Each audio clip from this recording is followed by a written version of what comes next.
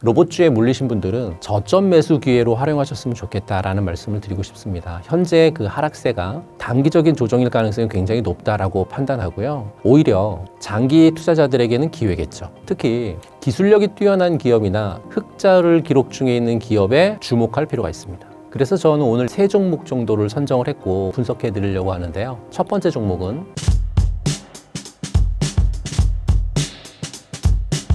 네, 반갑습니다. 저는 경제원탑 그리고 부자들의 공부방에서 강의를 매일 하고 있는 조진표 대표라고 합니다. 만나뵙게 돼서 대단히 반갑습니다.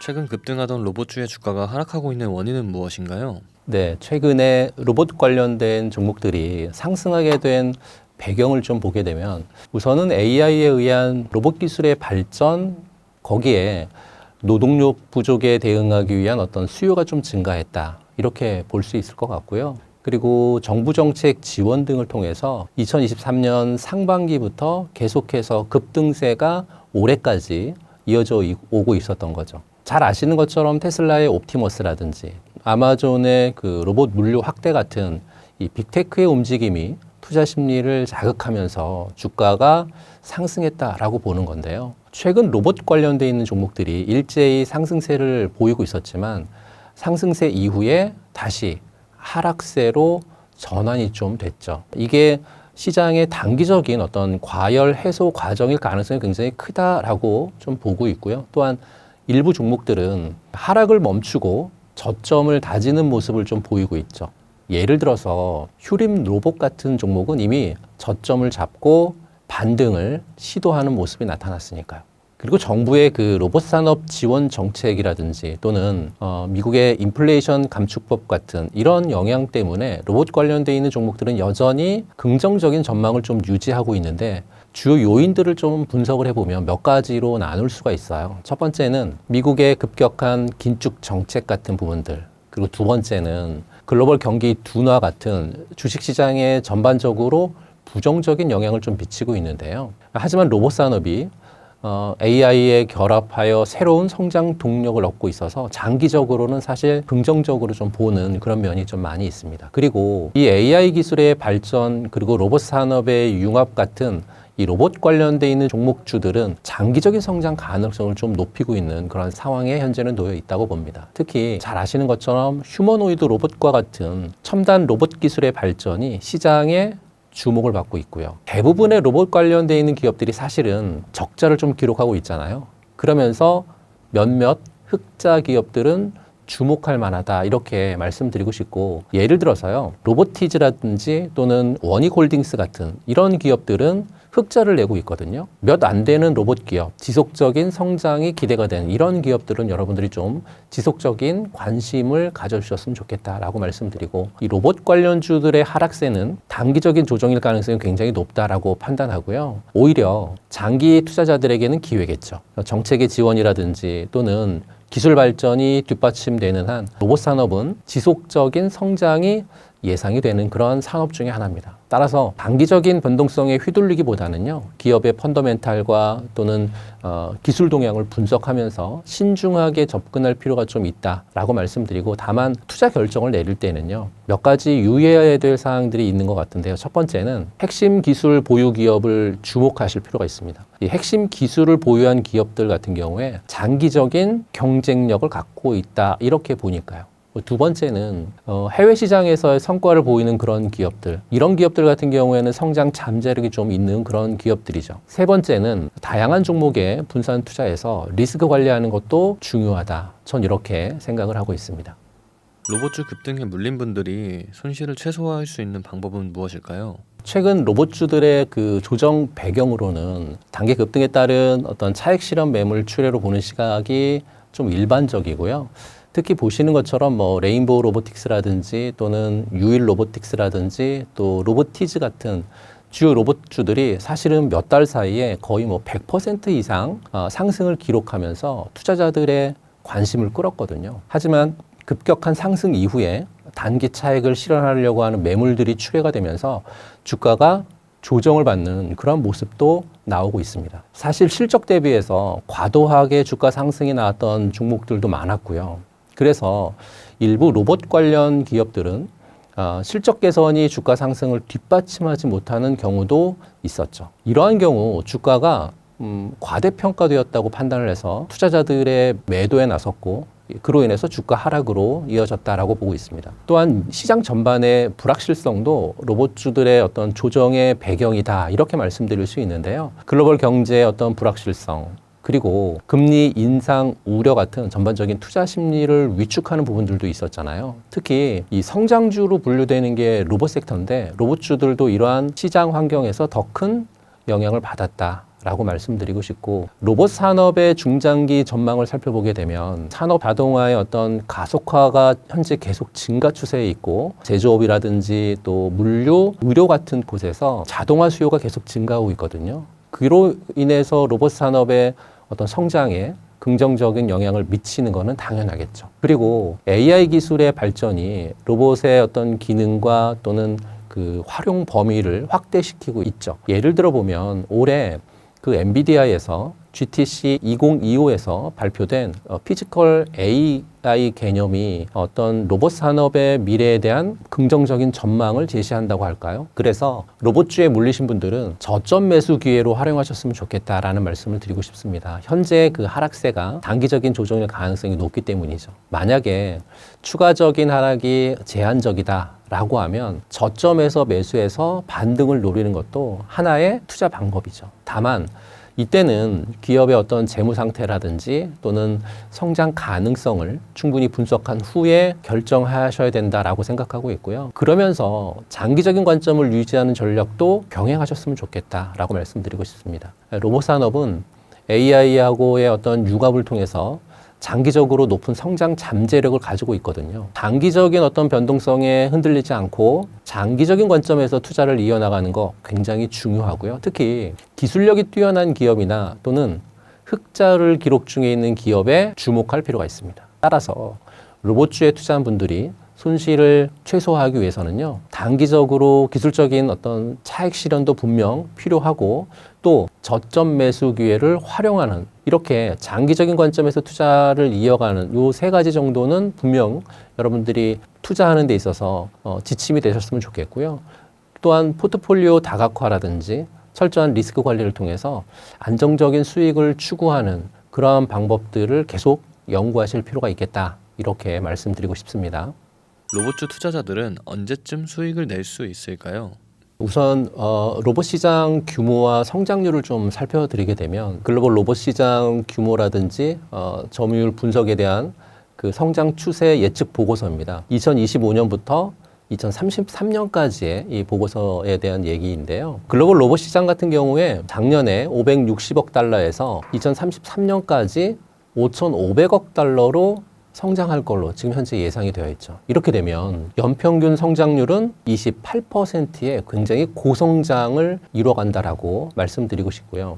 고급 로봇 시장도 마찬가지입니다. 올해 530억 달러에서 2034년까지 차트에 나와 있는 것처럼 한 2,800억 달러로 확대될 전망이거든요. 연평균 성장도 약 한 20% 성장을 기록할 전망이고요. 산업용 로봇 시장 같은 경우에는 올해 550억 달러에서 2035년까지 2,900억 달러로 약 한 18%씩 연평균 성장이 이루어가는 그러한 산업군입니다. 이렇게 로봇 시장이 급속도로 성장하게 되는 주요 성장 동력으로는 몇 가지가 있어요. 첫 번째는 인공지능하고의 융합이죠. AI 기술의 발전을 통해서 로봇의 자율성이라든지 또 로봇의 효율성을 높이면서 또 다양한 산업 분야에서의 적용을 현재는 촉진하고 있는 상황이 벌어지고 있죠. 두 번째는 고령화로 인한 노동력 부족인 것 같아요. 특히 이 선진국에서의 노동력 부족 문제는 로봇 도입을 가속화하는 그런 요인으로 작용을 하고 있으니까요. 그리고 세 번째는 정부의 다양한 지원 정책입니다. 한국이 올해 K 휴머노이드 연합을 출범시켰거든요. 그러면서 2030년까지 휴머노이드 세계 최고 수준의 로봇을 개발하기로 목표를 하고 있으니까요. 이런 환경 가운데 이제 투자자들이 과실을 누릴 수 있는 시점을 말씀드려 보면 단기적으로 또는 중기적으로 또는 장기적으로 이렇게 세 커트로 나눠서 말씀을 좀 드리면 첫 번째, 단기적으로 볼 때는 단기적인 시점은 한 1년에서 한 3년 정도 요 사이인데 특화 로봇 기업들의 수익 창출이 진행되는 그런 시기거든요. 그러니까 물류라든지 또는 의료 또 제조 분야에서 특화된 로봇을 개발하는 기업들은 이미 조금씩 현재 수익을 창출하고 있거든요. 그러니까 투자자 여러분들이 이 기간에 단기적인 수익을 기대하시는 분들은 단기적인 수익을 내실 수 있습니다. 작년에 그 로봇 스타트업에 대한 투자금이 약 64억 달러에 달하고 있는데요. 이게 전년 대비 증가한 수치고 투자자들의 관심이 계속 높아지고 있음을 보여주는 사례다라고 말씀드리고 싶습니다. 그럼 두 번째 중기적인 그 관점으로 볼 때 투자자들이 한 3년에서 5년 정도 이 부분에 있어서의 투자 수익을 누릴 수 있는 그런 시기에 대한 부분들을 말씀드리면 로봇 서비스의 상용화가 이때는 확대되는 그런 시기로 볼 수 있습니다. 특히 소셜 로봇 시장이 올해 76억 달러에서 2029년까지 약 한 250억 달러로 연평균 34%의 고성장을 이뤄내고 있거든요. 이게 자동차 산업에서 이 로봇의 활용이 증가할 걸로 보고 있는데요. 미국의 자동차 로봇 산업 같은 경우에 올해 30억 달러 정도에서 2033년까지 한 80억 달러가 넘는 성장을 보이면서 연평균 10%의 성장을 기록할 전망이니까요. 마지막으로 장기적으로 볼 때는 한 5년 이상의 투자에서 판단할 수 있는 부분들을 말씀을 드리면 이때는 휴머노이드 로봇의 상용화가 진행되는 그런 구간이거든요. 일론 머스크의 그 테슬라의 옵티머스 로봇 약 한 2만 달러에 판매할 계획으로 알려져 있잖아요. 고령화 사회에서의 그 노동력 대체 수단으로 주목을 좀 하고 있고 또 글로벌 경쟁이 심화되는 그런 기간이 이 5년 정도가 될 걸로 보고 있습니다. 특히 최근 들어서 중국의 그 로봇 하드웨어 분야는 미국보다는 조금 앞서 있는 것 같습니다. 이게 글로벌 로봇 산업의 경쟁을 조금 더 심화시킬 걸로 예상을 하고 있으니까. 결과적으로 이 로봇 산업은 향후 10년 동안 폭발적인 성장이 예상이 되는 그런 분야고 단기적인 수익뿐만 아니라 중장기적인 어떤 성장의 과실을 누릴 수 있는 기회를 충분히 갖고 있는 산업이다. 이렇게 말씀드리고 싶고요. 특히 AI하고의 융합 그리고 정부의 지원 정책 또 산업의 어떤 특화되는 로봇 같은 이런 부분들의 상용화 같은 걸 통해서 로봇 산업의 성장은 더욱더 가속화할 것으로 판단하고 있고요. 따라서 핵심 기술을 보유하고 있는 기업 그리고 특화 로봇 기업에 주목하는 장기적인 관점을 봤었을 때는 투자하기 굉장히 좋은 그런 로봇 섹터가 되지 않을까라는 판단으로 여러분들에게 말씀을 좀 드립니다. 여러 로봇주들 중에서 가장 유망한 기업은 무엇인가요? 로봇 산업의 어떤 기술 발전이라든지 또는 정책 지원에 힘입어서 빠르게 성장하는 게 이 로봇 섹터인데요. 그러면서 이제 투자자들에게 굉장히 매력적인 투자 기회를 제공하고 있죠. 그래서 저는 오늘 여러분들에게 한 세 종목 정도를 선정을 했고 이 투자 매력이 있는 세 종목을 좀 분석해 드리려고 하는데요. 첫 번째 종목은 레인보우 로보틱스입니다. 굉장히 매력적이죠. 삼성전자의 자회사로 편입이 됐다라고 하는 소식으로 인해서 주가는 급등을 했고 그리고 회사의 기술력이라든지 또는 성장 가능성을 삼성에서 인정했기 때문이라고 저는 보거든요. 특히 이 휴머노이드 로봇 개발에 주력을 하고 있기 때문에 미래 성장 잠재력이 상당히 크다라고 말씀드리고 싶고요. 삼성전자하고의 협력을 통해서 레인보우 로보틱스의 기술 상용화를 가속화할 것으로 기대를 하고 있고 국내에서도 이제 해외 그 협동 로봇 수요가 증가하고 있거든요. 또 실적 개선도 예상을 하고 있기 때문에 굉장히 좋은 호재성 재료는 굉장히 많습니다. 다만 리스크적인 부분들도 분명히 있습니다. 단기적인 주가 변동성이죠. 올해 1월 달에 레인보우 로보틱스가 15만 원 정도였었는데 지난 2월 달에 43만 원 부근까지 상승을 했으니까요. 또 삼성전자하고의 어떤 협력 성과가 예상대로 진행이 되는지에 대한 부분들도 지속적으로 모니터링을 할 필요가 있는 그런 종목이 레인보우 로보틱스다. 이렇게 말씀드리고 싶고요. 두 번째 종목은 두산 로보틱스입니다. 이 두산 로보틱스의 투자 매력 포인트는 국내 협동 로봇 시장에서의 1등을 달리고 있는 종목이죠. 또 글로벌 시장에서도 상당한 경쟁력을 좀 인정을 받고 있는 종목이 이 두산 로보틱스고요. 특히나 B2C 시장에서의 확장을 계획하고 있어서 새로운 수익원 창출할 가능성이 좀 크다 이렇게 말씀드리고 싶고요. 협동 로봇 이외에도 다양한 로봇 제품군을 현재 개발하고 있고 이를 통해서 시장 점유율을 확대해 나가고 있고 그러면서 국내 대기업들하고의 협력을 통해서 기술력을 더욱 강화하고 있는 종목이 두산 로보틱스다라고 말씀드리고 싶고요. 이 두산 로보틱스 역시 리스크적인 부분은 분명히 있습니다. 협동 로봇 시장의 경쟁이 치열해지고 있거든요. 그래서 어떤 지속적인 혁신이라든지 고객의 맞춤형 제품이라든지 이런 거를 개발을 충분히 해야 될 거고요. 그리고 글로벌 경제 상황에 따른 어떤 수요 변동을 주의 깊게 살펴야 되는 그런 부분들이 약간의 리스크적인 부분들로 남겨져 있기 때문에 두산 로보틱스도 여러분들이 집중해 보실 필요가 있겠다라는 말씀 드리고요. 세 번째 종목은 로보티즈입니다. 로보티즈는 잘 아시는 것처럼 그 액추에이터라고 하는 핵심 로봇 부품을 제조하고 이 부분에서 가장 높은 시장 점유율을 기록하고 있는 회사가 로보티즌인데요. 액추에이터가 로봇의 그 움직임을 구현하는 데 필수적인 부품이 있거든요. 또 다양한 산업에서 수요도 계속 증가하고 있습니다. 실내외 자율주행 로봇 산업은 로보티즈의 또 다른 주요 사업 부분이고요. 최근에 그 자율주행 로봇에 대한 법적 규제가 완화가 되면서 이 배달 쪽이라든지 아니면 물류 산업에서의 활용 가능성이 굉장히 높아지고 있고 특히 도로교통법 개정안 통과로 인해서 자율주행 로봇의 상업적 활동이 본격화될 전망이 있습니다. 아마 길거리에서 배달하고 있는 로봇을 여러분들이 간혹 점심시간대쯤에 보신 분들이 많으실 거예요. 이 로보티즈는 액추에이터 부분의 매출 증가라든지 또는 휴머노이드 로봇 사업의 확장 가능성으로 인해서요. 흑자 전환에 성공을 했고 기업의 재무 상태가 개선되고 있다는 것을 얘기하고 있는 거죠. 또 향후 실적 성장에 대한 기대를 굉장히 높이고 있는 그러한 로보티즈이기 때문에 관심을 좀 보실 필요가 있고 리스크적인 부분들도 분명히 있습니다. 중국을 비롯한 여러 국가에서 저가 로봇 제품이 시장에 쏟아져 나오면서 현재 경쟁이 좀 심화되는 그런 부분들도 없지 않아 있기 때문에 로보티즈 매출이 또 액추에이터하고 그리고 이제 자율주행 로봇 사업에 집중되어 있기 때문에 특정 산업의 수요 변화에 민감할 수 있어서요. 사업의 어떤 다각화가 좀 부족한 게 한 가지 리스크가 아닐까 이렇게 판단을 하고 있어서요. 말씀드린 세 가지의 이 로봇 관련되어 있는 종목은 여러분들이 관심권에 두실 필요가 있겠다. 이런 말씀 좀 드리고 싶습니다. 로봇주에 신규 투자할 분들께 추천하는 투자 전략은 무엇인가요?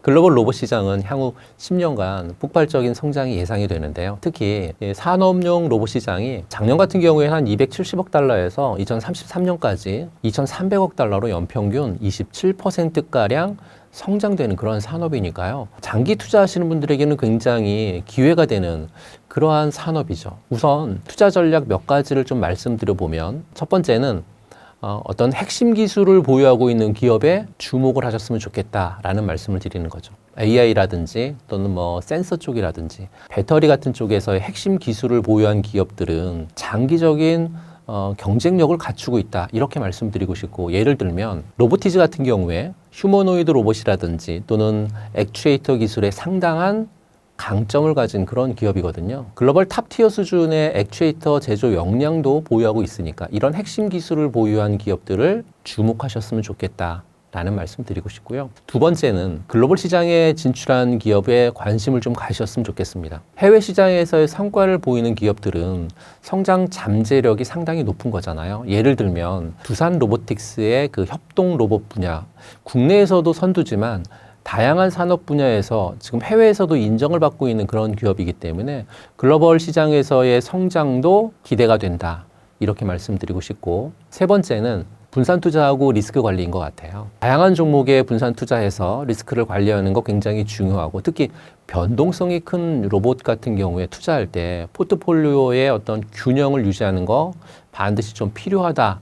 이렇게 말씀드리고 싶고요. 네 번째는 로봇이라고 하는 종목을 잘 모르시겠다. 그러면 ETF를 활용하는 방안 굉장히 좋습니다. ETF 활용하는 방안 중에서 로봇 산업 전반에 투자할 수 있는 ETF를 활용해서 포트폴리오를 구성하는 거 굉장히 좋은데 첫 번째 ETF가 하나를 말씀을 좀 드리면요. RSAI A18 요 ETF가 최근 들어서 제가 이 차트를 오늘 여러분들에게 좀 많이 보여드릴 건데요. 지금 현재 이 ETF가 오늘 추가적으로 큰 상승이 전개돼서 이전 고점 부근 위에까지 도전을 남겨놓고 있는 그런 구간까지 현재는 올라 있어서 요 ETF도 굉장히 좋습니다. 코드 번호 469070이라고 하는 ETF고요. 두 번째 ETF는 코덱스 로봇 액티브 ETF인데 삼성자산운용에서 운영하는 ETF입니다. 이것도 한번 보여드리겠습니다. 삼성자산에서 운영하고 있는 로봇 ETF 두 번째 거는 이전 고점 부근을 돌파해서 오늘 장대 양봉이 나온 ETF죠. 앞서 말씀드렸던 ETF하고 요 두 번째 코덱스 로봇 액티브 ETF 요 두 가지 정도의 ETF 정도는 여러분들이 활용하시면 좀 괜찮지 않을까 싶고요. 물론 삼성자산운용에서 운용하고 있는 K로봇 기업에 투자하는 ETF는 약간 높은 위험군에 속하는 편이어서 위험 등급이 2등급이거든요. 그래서 이런 종목에 올인하지 마시고 분산 투자하시는 전략이 좀 필요하다라고 말씀드리고요. 현재 로봇 관련주들의 주가 하락은 단기적인 조정일 가능성이 굉장히 높고요. 이렇게 되면 오히려 장기 투자자들에게는 매수 기회가 될 수 있고 기업의 재무 상태하고 기술력 그리고 정책적인 지원을 종합적으로 고려해서 투자 결정을 내리시는 거 굉장히 여러분들에게 말씀드립니다. 또한 분산 투자하고 장기적 관점을 유지하면서 리스크 관리하는 게 성공적인 투자를 위한 핵심 전략이다. 전 이렇게 말씀드리고 싶고요.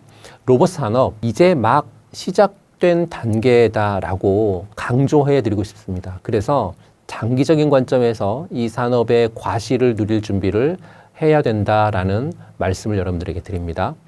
앞으로 원전이 AI를 뒤이을 메가 트렌드가 될까요? 결론부터 말씀을 드리면 원자력은 AI 시대를 지탱할 필수 불가결한 에너지원이 될 가능성 매우 높다 이렇게 말씀드리고 싶고요. 사실상 AI 시대를 이끌어갈 숨겨진 메가 트렌드다 라는 말씀을 드립니다. 최근 몇 년간 이 AI 기술의 발전은 상상을 초월했죠. 잘 아시는 것처럼 챗 GPT 같은 생성형 AI가 이미 우리 삶의 많은 부분을 변화시키고 있고 이러한 AI 기술의 발전은 엄청난 양의 전력 소모를 동반하니까요. AI 모델을 훈련시키고 운영하는 데 필요한 데이터 센터는요. 24시간 365일 계속 풀로 가동을 해야 그래야 전력을 소비하면서 AI 모델을 제대로 운영할 수 있거든요. 현재 전 세계 AI 산업의 대부분은 사실 미국에 집중이 되어 있습니다. 구글이라든지 마이크로소프트, 또 엔비디아, 아마존 웹서비스 같은 글로벌 AI 선도 기업들의 본사 그리고 대규모 데이터 센터 다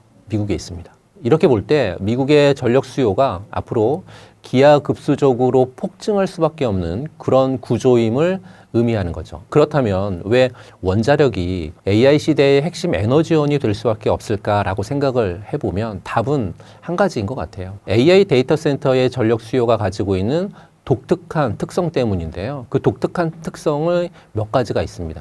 첫 번째 특성은 AI 데이터 센터가 단 1초라도 멈춰서는 안 되는 그래서 AI의 훈련이라든지 서비스의 운영 같은 이런 부분들이 중단 없이 이루어져야 되기 때문에 지속적으로 안정적이면서 이런 쪽의 전력 공급이 꾸준하게 진행이 돼야 되는 거죠. 원전은 한번 가동하면 수개월 또는 수년 동안 중단 없이 대규모 전력을 생산할 수 있잖아요. 그래서 AI 데이터 센터의 핵심 요구사항인 안정적인 전력 공급에 최적화되어 있다. 이렇게 보는 게 원전입니다. 두 번째 독특한 특성은 원전은 좁은 부지에 대규모의 전력을 밀도가 높게끔 생산할 수 있거든요. AI 데이터 센터가 필요하는 전력량에 가장 효율적으로 대응할 수 있다. 이렇게 생각할 수 있고요. 세 번째는 특성은 탄소를 전혀 배출하지 않는 청정 에너지원이죠. 이런 이유 때문에 마이크로소프트라든지 또는 구글 이런 쪽에서의 데이터 센터가 전력 공급원에 대한 부분들을 원자력 발전, 특히 소형 모듈 원자로, 그러니까 SMR 쪽 기술에 투자하거나 관심을 보이고 있거든요. AI의 미래가 원자력 에너지와 함께 갈 수밖에 없다는 것을 보여주는 어떤 단적인 예다라고 말할 수 있고요. 물론 신재생 에너지도 그 기후변화 대응을 위한 중요한 대안이다. 이런 말씀을 드리고 싶은데요. 근데 AI 시대의 막대한 전력 수요를 감당하고 또 안정적인 공급을 보장하는 데는 아직 이 신재생 에너지는 한계가 좀 있는 것 같아요. 그 한계가 몇 가지가 있냐면 간헐성이에요. 태양광이라든지 또는 풍력 같은 경우에는 햇빛이 있을 때만 태양광은 전력을 생산할 수 있고 풍력은 바람이 불 때만 전력을 생산할 수 있잖아요. 뭐 날씨하고 지리적 조건 때문이라든지 뭐 이런 것도 굉장히 한계점인 거고요. 또 대규모 전력을 생산하기 위해서는 태양광이나 풍력 같은 경우에는 굉장히 방대한 부지가 필요하거든요. 원전은 그렇지 않고 또 건설 과정에서 환경 파괴 논란도 있기 때문에 거기에 폐기물 처리 문제도 발생할 수 있기 때문에 AI 기술의 폭발적인 발전은 사실 안정적이고 청정한 전력 수요를 촉발하고 있는데 그게 바로 원전이 이 수요를 충족시킬 수 있다. 이렇게 말씀드리고 원자력이 가장 현실적이고 효율적인 대안이다라고 결론 내릴 수 있습니다. 신재생 에너지의 그 AI 시대의 전력 수요 특성을 감안하는 데에는 한계가 분명 명확하죠. 따라서 원자력 발전을 통해서 AI 시대를 지탱을 하고 또 지속적인 성장을 가능하게 하는 핵심 인프라로서 새로운 메가 트렌드가 될 거다에는 이견이 저는 전혀 없다. 이렇게 말씀드리고 싶습니다. 소형 원전 SMR은 무엇이고 어떤 강점이 있는 건가요? 이 자료 한번 보시면요. SMR 기존 대형 원자력 발전소보다 크기가 좀 작고 또 모듈 형태로 제작되는 원자로를 의미하는데요. IAEA가 일반적으로 전기 출력에 있어서 300메가와트 전기 이하의 원자로를 SMR로 분류를 합니다. SMR의 가장 큰 특징은 원자로라든지 또 증기 발생기라든지 또는 냉각제 펌프라든지 또 뭐 가압기 같은 주요 핵심 기기들이 하나의 용기에 일체화되어 있다라고 하는 점이죠. 기존의 그 대형 원전 같은 경우에는요, 여러 개의 대형 부품들을 가지고 이제 조립하는 그런 방식이었는데 SMR은 다르다라는 거죠. 또 이 SMR이 자연적인 물리 현상을 이용하는 안전 계통을 적용을 해서 외부 전원의 공급이 끊겨도 원자로를 안전하게 냉각할 수 있게끔 설계가 됐거든요. 후쿠시마 원전 사고 기억하실 겁니다. 원전 사고가 났었을 때 그걸 대체하기 위한 획기적인 기술로 지금 평가받고 있는 게 SMR이다라고 보시면 될 것 같고요. 미국이 SMR 투자에 적극적으로 나서고 있는 배경에는 AI 시대 때문인 것 같아요. 보시는 것처럼 이 소식은 1년 새 뉴스케일 파워라고 하는 회사가 5배 정도 성장을 하는 그 소식이거든요. 현재 미국에 집중되어 있는 이 AI 산업은 막대한 전력 소비를 유발하기 때문에 기존의 전력 공급 시스템으로는 감당하기 어려운 수준에 있거든요. SMR은 여러 강점을 지니고 있고 또 AI 시대에 최적화된 에너지원으로 현재는 급부상하고 있다. 이렇게 보시는 게 맞습니다. SMR은 부품을 공장에서 어떤 표준화된 모듈 형태로 찍거든요. 그런 다음에 현장에 운반을 해서 조립하는 방식을 채택을 하거든요. 건설 현장에서의 복잡한 공정을 최소화해서 이 SMR도 건설 기간을 적어도 3년에서 5년 정도는 대폭 단축을 하고 있는 그런 특성이 좀 있고 또 대량 생산이 가능하다라고 하는 건 생산 단가를 낮출 수 있는 거잖아요. 생산 단가를 낮추게 되면 예산에 대한 불확실성이 줄어든다라는 거죠. 그리고 소규모이기 때문에 필요한 곳에 분산 배치할 수 있다는 점도 대규모 송전망 구축 비용을 절감하고 또 송배전 손실을 최소화하는 전력 시스템에서의 효율성을 높이고 있는 그러한 SMR이다라고 보시면 될 것 같고 물론 지금 현재 SMR이 아직 상용화 초기 단계에 있습니다.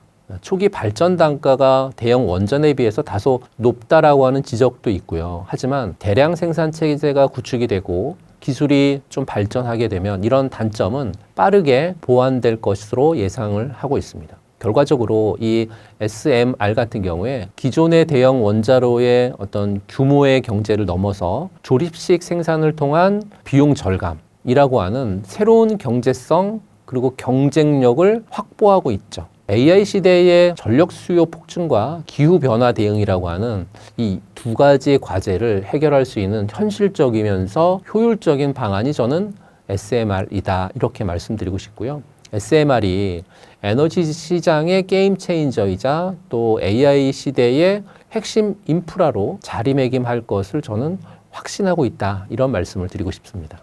우리나라가 SMR 수요를 독점하고 있는 이유는 무엇인가요? SMR 기술이 전 세계적으로 치열하게 이제 경쟁 개발을 하고 있는 그런 분야는 맞습니다. 지금 보시는 자료도 그 원자력 에너지 기구에서 2050년까지 원자력 수요량의 1160기가와트 전기 중에 약 한 40%를 그러니까 한 480기가와트 전기를 기존의 원전의 운영 그리고 대형 원전의 건설 여기로 이제 충당할 수 있다 이렇게 보고 있고요. 나머지 한 59%에 해당하는 681기가와트 전기가 그 중에서 이제 SMR이 최대 절반 이상에 해당하는 375기가와트 전기를 충당할 걸로 예측을 좀 하고 있거든요. 치열한 경쟁 속에서도요. 우리나라가 향후 그 SMR 수주 시장에서 독점적 지위를 확보할 가능성이 높다는 분석이 사실은 좀 지배적입니다. 뭐 단순히 기술력의 우위를 넘어서 복합적인 요인들이 좀 여기에서 나오는데요. 그 복합적인 요인들을 좀 말씀드려보면 우선은 이렇게 대한민국이 수요를 독점하게 된 원인 중에 첫 번째는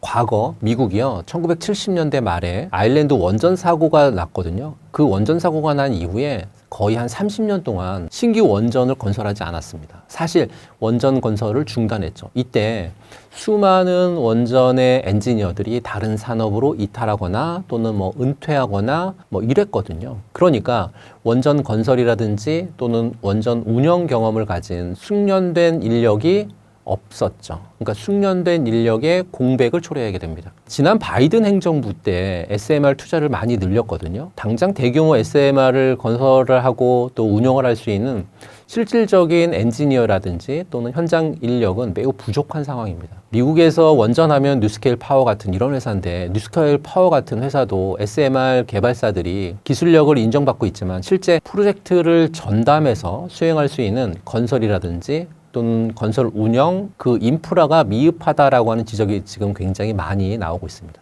결국은 기술은 있지만 이를 현실화할 수 있는 손이 부족한 셈이죠. 두 번째 수요 독점은 중국하고 러시아 쪽도 사실은 원자력 분야에서 굉장한 기술력을 갖고 있고 또 굉장한 인력을 보유하고 있는 그런 나라입니다. 특히 러시아나 이런 나라들은 SMR을 개발을 했고 운영한 경험도 있고요. 근데 국제적으로 볼 때 SMR 수주 시장에서 이들이 지니는 결정적인 약점이 딱 한 가지가 있는데 그게 바로 지정학적 리스크죠. 정치적인 문제 또 안보적인 문제로 인해서 중국이나 러시아 기술력과 인력은 있음에도 불구하고 서방에서의 SMR 시장에서 사실상 배제됐습니다. 세 번째는요. 현재 SMR 기술 개발은 다양한 형태로 좀 진행이 되고 있는데 미국 같은 경우에 뉴스케일 파워고요. 러시아는 부유식 SMR이고요. 중국도 자체 SMR 개발에 박차를 가하고 있고 프랑스, 영국, 일본, 인도 이런 나라들도 지금 각자의 SMR 모델을 개발 중에 있거든요. 그런데 우리나라 대한민국의 SMR 과거 10년 전으로 가보면요. 2012년에 세계 최초로 표준 설계 인가를 획득하면서 기술력 측면에서 선두그룹에 있습니다. 이 선두그룹에 있는 대한민국 이처럼 기술 개발이 여러 나라에서 이제 활발하게 진행이 되지만 문제는 실질적으로 건설이라든지 상용화했었던 경험 그리고 이를 뒷받침할 수 있는 인력에 대한 부분들 요 세 가지 삼박자가 맞아져야 되는데 대한민국은 벌써 10년 전부터 그거를 맞춰온 나라죠. 그리고 그로 인해서 UAE의 바카라 원전 수출을 하게 됩니다. 수출을 했다는 얘기는 기술력 그리고 안정성을 국제적으로 인정받았다는 얘기거든요. 거기에 지정학적 리스크도 없죠. 결론은 미국은 SMR 기술 개발에 적극적이지만요. 대규모 건설 경험 부족, 인력 공백, 약점이 있고 중국, 러시아는 지정학적 리스크로 인해서 배제가 됐고 이런 상황에서 한국은 오랜 원전 건설 경험을 통해서 축적된 그리고 숙련된 인력이라든지 검증된 기술력이라든지 또 국제적인 신뢰성이라든지 삼박자를 두루 잘 갖추고 있기 때문에 수요를 독점하고 있다. 이렇게 보시면 될 것 같습니다.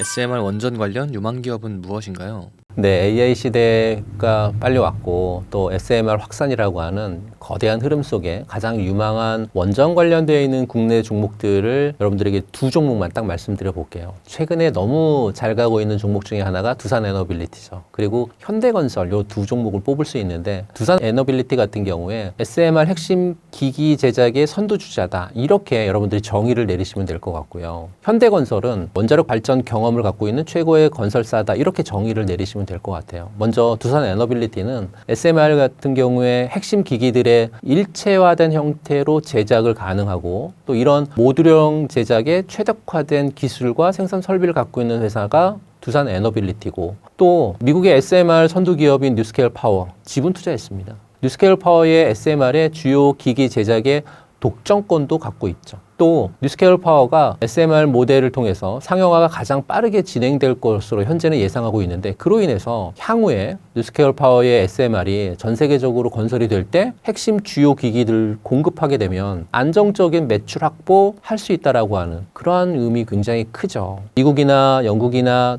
캐나다, 유럽 같은 전 세계적으로 SMR을 추진하고 있는 국가들이 늘고 있고 최근에 들어서 AI 데이터 센터의 전력 수요 급증 그로 인해서 SMR 시장은 기하급수적으로 성장할 것으로 전망을 하고 있고요. 두산 에너빌리티 이러한 SMR 확산의 최전선에서 핵심적인 역할을 수행을 할 유일무이한 공급망 파트너로서 가장 큰 수혜를 입을 수 있을 거다라고 말씀드리고 싶고요. 두산 에너빌리티를 차트를 통해서 말씀을 좀 드려보도록 하겠습니다. 두산 에너빌리티의 월봉입니다. 많은 분들이 이제 이 월봉보다는 일봉을 좀 보셨으면 좋겠다라고 생각을 하지만 저는 이제 월봉으로 말씀을 좀 드리면 어떤 걸 말씀을 드릴 거냐면 월봉에서의 대량 거래량이 이렇게 2개월 동안 계속됐고 2개월 동안 계속되면서 장대 양봉이 나왔죠. 이렇게 장대 양봉이 나오는 이 구간에 있어서 보시면 어떨까요? 여러분들이 이게 만약에 일봉이다라고 하면 한번 쉬어가야 되는 타이밍이 나와야 되는 거 아닐까라고 판단을 할 수 있는 그런 월봉이 나온 겁니다. 앞서 말씀드렸던 두산 에너빌리티의 가장 강점 몇 가지가 있었죠. 그런 강점도 굉장히 좋지만 두산 에너빌리티를 봤었을 때는 좀 쉬어가도 될 만한 그런 타이밍이 오지 않았을까라는 걸 여러분들에게 말씀드리고 싶고요. 이런 타이밍에 두산 에너빌리티 같은 종목들이 오늘 영상 촬영하는 날이 6월 20일인데요. 약간의 며칠 동안 일봉을 보게 되면 현재 보시는 것처럼 가격대가 거의 6만 1,000원 부근대에서 계속해서 올라가려고 하다가 떨어지고 올라가려다 떨어지고 하는 이런 떨어짐의 모습이 보이고 있기 때문에요. 그동안 너무 많이 급격하게 상승 흐름이 전개됐기 때문에 내려오거나 내려와서 횡보하고 눌림을 받은 다음에 다시 또 올라가야 그래야 강한 상승 흐름으로 전개될 수 있고 한번 원웨이로 가는 그런 종목들은 그렇게 많지 않습니다. 그렇기 때문에 저는 두산 에너빌리티 지금 들어가는 것보다는 조금 조정이 올 때 분산 투자하시는 전략이 좀 필요하지 않을까 이런 말씀을 드리고 싶어서 차트를 좀 봤다라고 말씀을 드리고요. 두 번째 종목은 현대건설입니다. 현대건설은 그 원자력 발전 건설 경험을 가지고 있는 국내 최고의 건설사죠. 이 SMR 시대에도 그 역할이 더욱 부각이 될 것으로 예상이 되는데요. 한국형 원전을 UAE 바카라 원전에 성공적으로 건설한 경험을 갖고 있고 원전 건설은 굉장히 그 기술력이 뛰어나야 됩니다. 그리고 가장 중요한 게 안전이지 않습니까? 안전에 대한 부분들이 가장 중요한데 이 두 가지에 대한 것을 지금 현대건설에서는 노하우를 독보적으로 축적한 그런 경험을 갖고 있는 회사죠. 대한민국의 SMR 수주 시장에서 반사이익을 얻을 것이라고 하는 전망 속에 그 현대건설이 한국형 SMR이든 또는 뉴스케일 파워 SMR이든 글로벌 시장에서 실제 원전을 건설하고 설치하는 핵심적인 역할을 수행할 수 있는 몇 안 되는 기업 중에 하나다라고 전 판단을 하고 있기 때문에요. 현대건설도 여러분들이 관심권에 주셨으면 좋겠고 현대건설의 차트를 좀 보도록 하겠습니다. 보시는 차트도 현대건설의 차트인데요. 현대건설 같은 경우에는 78,000원, 8만원 정도의 가격대에 대한 부분들이 계속 앞단에서도 이렇게 저항으로 부딪혔고 최근 들어서 며칠 동안 이렇게 저항 구간에 놓여있는 그런 상황이 현재 펼쳐지고 있고요. 현대건설도 마찬가지로 올해 상반기서부터 급등을 하면서 주가가 원웨이로 움직인 그런 종목입니다. 마찬가지로 지금 이 자리에서는 약간의 어떤 횡보라든지 또는 조정이 분명히 와야 그래야 건강한 조정을 통해서 다시 한번 크게 상승할 수 있는 종목 같고요. 수급적인 측면을 볼 때 최근 들어서 파란색이 많다는 거는 매도가 많은 건데 기관 쪽에서의 파란색 매도물이 최근 들어서 좀 많이 나오고 있습니다. 물론 실적적인 측면을 현대건설 봤었을 때는 2025년 실적이 작년에는 적자였다가 올해 흑자로 전환되는 그런 구간인데 여러분들에게 말씀드리고 싶은 것 중에 딱 한 가지는 주식시장은 미인대회다라고 말씀드리는 거죠. 매출액이라든지 영업이익이 30% 이상씩 매년 증가하는 그런 회사를 저는 미인이다 이렇게 표현하거든요. 근데 앞서 보시는 것처럼 2024년도에 매출과 2025년도에 매출에 대한 부분들이 크게 변동사항이 없습니다. 2026년도 마찬가지고요. 물론 이제 원전에 대한 기대감으로 가져가는 거는 굉장히 좋은데 작년에 적자였다가 올해 흑자로 전환되는 것도 굉장히 좋긴 하겠지만 그래도 이런 종목들이 지금처럼 올해 상반기 현대건설 예를 들면 상반기의 가격이 3만 원대였었는데요. 그거에 거의 지금 한 3배가량 오고 있는 8만 원대 부근까지 2.5배가 넘는 그런 성장을 보이는 이런 추세로 간다라고 하는 건 실적도 뒷받침돼야 되고 또 수급적인 측면에서도 뒷받침돼야 되는데 실적에 있어서 열어봤더니 그렇게 좋은 실적이 나오지는 않고 물론 이제 적자였다가 흑자로 전환되는 건 굉장히 좋은 흐름은 맞습니다. 그런데 지금처럼 2.5배 이상 올라갈 수 있을 만한 그러한 실적에 대한 부분들이 전개되고 있다라고 봤었을 때는 좀 아니지 않을까 그런 말씀을 좀 드리고 싶고요. 그래서 두산 에너빌리티라든지 현대건설 같은 이런 종목들은 눌림이 올 때 여러분들이 분할 매수를 통해서 장기적인 전략을 펼치시는 게 좋을 것 같고 AI 시대의 도래를 통해서 전력 산업의 패러다임을 근본적으로 변화시키고 있습니다. 원자력이라든지 특히 SMR은 이 변화 중심에 있습니다. 이런 흐름 속에서 두산 에너빌리티라든지 또는 현대건설 같은 이 두산 에너빌리티는 SMR의 핵심 주요기기 제작이라든지 글로벌 공급망 확보를 통해서 SMR 산업의 뇌, 심장 역할을 담당하고 있고 현대건설은 효율적인 설치라든지 현장에서의 그 생산, 구현을 하고 있는 책임을 맡고 있는 어떤 실행자 역할을 하고 있거든요.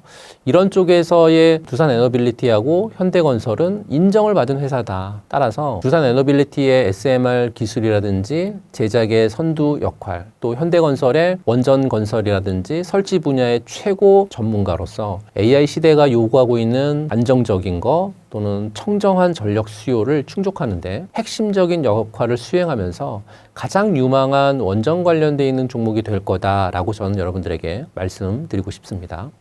중국 전기차 대장인 BYD에 대체 무슨 일이 있는 건가요? 최근에 중국 전기차 시장, 특히 그 대장격인 BYD에 대한 부정적인 뉴스가 단순히 그 한 기업의 문제를 넘어서 중국 전기차 산업 전반에 들이운 어떤 심각한 그림자를 반영하고 있다. 그리고 과거의 그 고속 성장의 신화가 위험을 받고 있다. 핵심은 파격적인 어떤 가격 할인 경쟁이 촉발한 주가의 급락, 더불어서 만성적인 공급 과잉으로 인한 재고 부담, 거기에 대부분의 기업이 수익을 내지 못하고 있는 구조적인 문제다라고 여러분들에게 말씀드리고 싶고요. 이건 34% 파격적인 세일을 한 BYD의 가격 전쟁, 이러다가 다 죽는다라고 하는 경고등이 켜진 그런 소식이거든요. 작년에 BYD가 주력 모델인 친 플러스 가격을 10만 위안, 우리 돈으로 약 한 2천만 원, 한 1,900만 원 조금 넘는 가격 아래로 인하하는 파격적인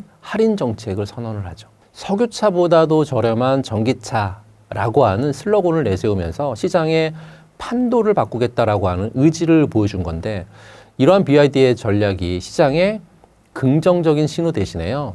중국 전기차 시장 어떤 전반적인 치킨 게임 심화를 예고하는 트리거가 됐습니다. BYD의 가격 인하 직후 샤오펑이라든지 또는 리오 또 리쌍 같은 다른 중국 전기차 업체들 역시 경쟁적으로 가격을 내리기 시작했고 할인 전쟁에 참여했고 그로 인해서 출혈 경쟁이 고스란히 기업의 수익성 악화로 이어졌습니다. 그로 인한 주식시장의 주가는 큰 폭으로 하락을 하는 결과를 낳았죠. 더 충격적인 건요. 중국 전기차 시장의 수익성에는 양극화가 심하다고 하는 점인데요. 작년 블룸버그의 소식에 의하면 중국의 50개에 달하는 전기차 업체 중에서 수익을 내고 있는 곳은 BYD하고 테슬라 그리고 리쌍 요 단 세 곳으로 분석이 됐습니다. 나머지 수십 개의 기업들은 만성 적자에 허덕이면서 정부의 보조금 또는 외부 투자에 의존하면서 겨우겨우 명맥을 유지하고 있는 실정이죠.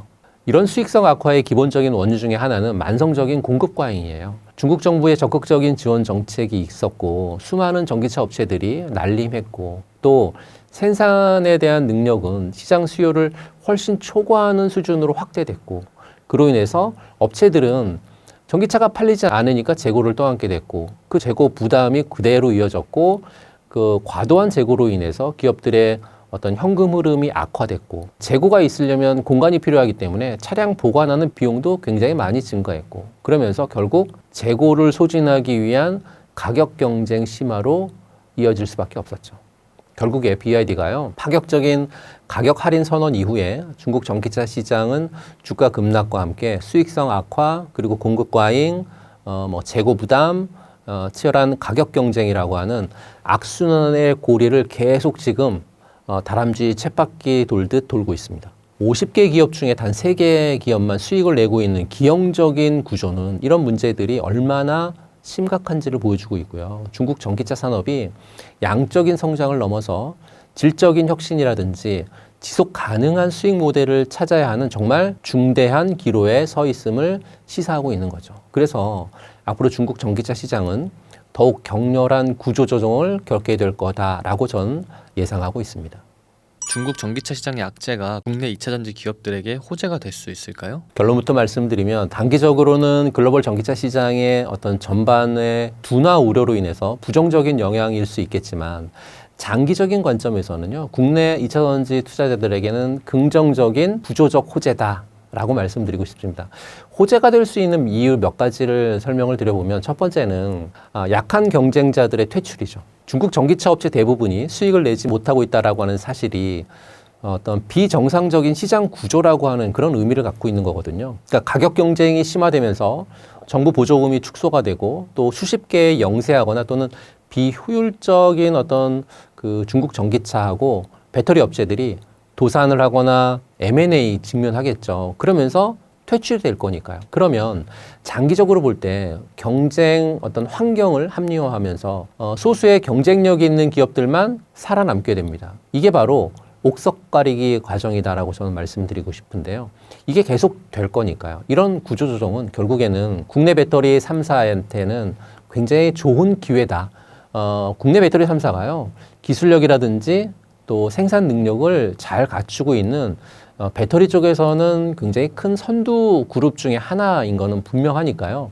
그러면서 시장 점유율을 확대해 나가겠죠. 그래서 좋은 기회가 될 거다라고 말씀드리고 싶고, 두 번째는 중국 시장의 출혈 경쟁 같은 경우에 그 가장 저렴한 가격에 집중되어 있거든요. 이런 가격 경쟁은 지속 가능하지가 않습니다.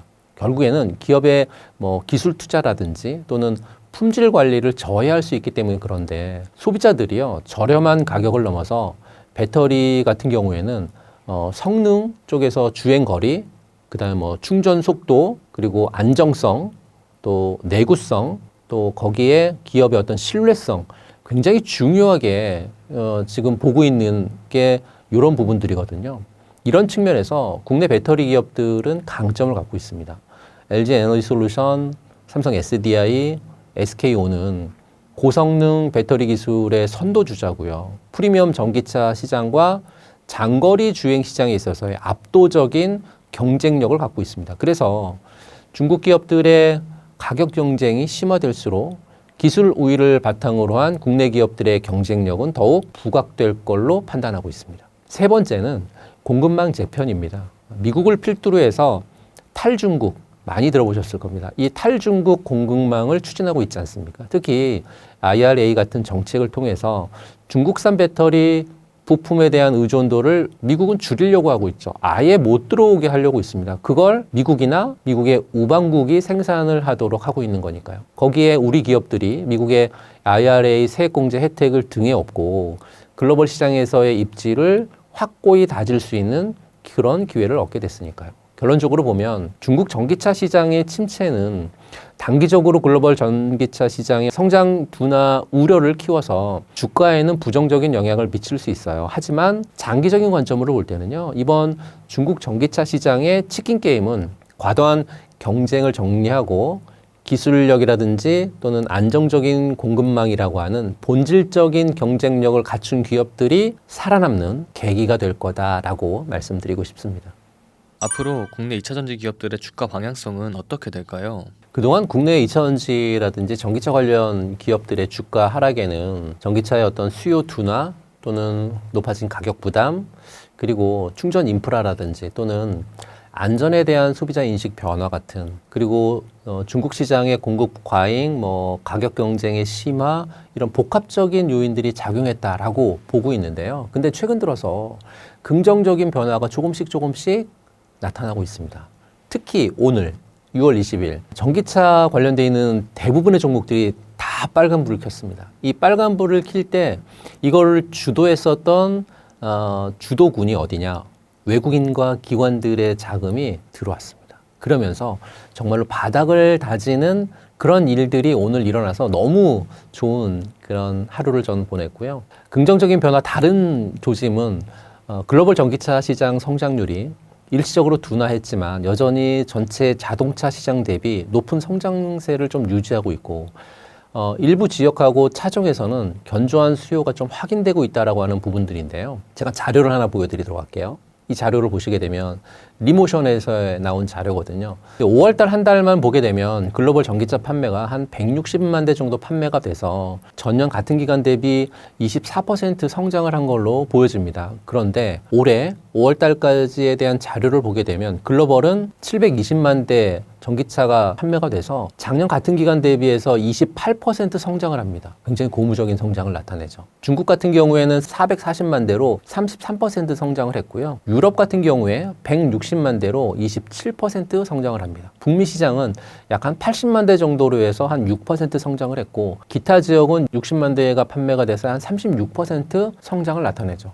가장 두드러진 성장을 나타낸 곳이 바로 유럽 시장이거든요. 유럽 시장의 폭발적인 성장세가 두드러지게 나타나고 있습니다. 이렇게 두드러진 성장세를 보이고 있는 이 자료뿐만 아니라 리튬 가격은 또 어떤가요? 보시는 화면은 리튬 가격인데요. 리튬 같은 이런 핵심 원자재 가격이 급락세를 멈추고 점진적으로 안정화되고 있지 않습니까? 배터리 셀 제조사들의 원가 부담을 덜어주고 수익성을 개선하는 데 긍정적인 영향을 미칠 수 있죠. 동시에 완성차 업체들도 배터리 가격 하락분을 반영해서 전기차 가격을 합리화하려고 노력을 지속할 수 있습니다. 그리고 미국의 그 탈중국 노선은 중국산 배터리 관세 부과로 인해서 더욱 강화될 거고요. 국내 업체들의 경쟁 우위가 예상이 된다라고 말씀드리고 싶고, 특히 이 중국산 ESS 점유율이 한 87% 정도 되거든요. 향후에 비중국산 수요가 확대가 된다라고 하면 국내 업체들에게 기회가 되지 않을까요? 물론 이제 단기적으로 미국의 IRA 정책이라든지 또는 관세 불확실성은 실적이라든지 주가에 다운사이드 요인으로 작용할 수 있습니다. 그럼에도 전기차 침투율에서 중국은 42%, 유럽이 20% 넘고요. 북미도 11%로 성장 잠재력이 높은 시장이기 때문에 국내 배터리 업계의 중장기 업사이드 요인으로 충분히 작용할 것으로 판단하고 있습니다. 특히나 전고체 배터리 같은 차세대 배터리 기술 개발 경쟁이 치열하게 전개가 되고 있거든요. 그러니까 일부 기업들은 상용화 시기를 앞당길 수 있는 기술 전진을 좀 최근 들어서 보여주고 있고, 이런 상황은 전기차의 어떤 성능이라든지 또는 안전성을 한 단계 끌어올려서요, 소비자 수요를 더욱 촉진할 그런 잠재력으로 볼 수 있습니다. 결론으로 말씀드리면 국내 2차 전지라든지 전기차 기업들의 주가는 단기적으로는 시장의 변동성에 영향을 받을 수 있겠지만 전기차 시장의 성장세 재확인이라든지 또는 기업들의 기술 경쟁력에 있어서의 어떤 강화라든지 또 글로벌 공급망의 재편 같은 이런 구조적인 변화에 어떤 힘입어서 중장기적으로는 긍정적인 상승 흐름을 이어갈 거다라고 말씀드리고 싶고요. 현재 많은 긍정적인 소식들은 이런 장기적인 우상향 궤도를 위한 중요한 신호탄이다라고 판단되고 있고, 시장 흔들림에 여러분들이 일희일비하기보다는 기업의 펀더멘탈과 산업의 거대한 흐름을 보고 중장기적인 관점에 접근하는 거 굉장히 중요하다, 이런 말씀을 드리고 싶습니다. 힘든 시기를 버티고 결국 살아남을 2차 전지 기업은 무엇이 있을까요?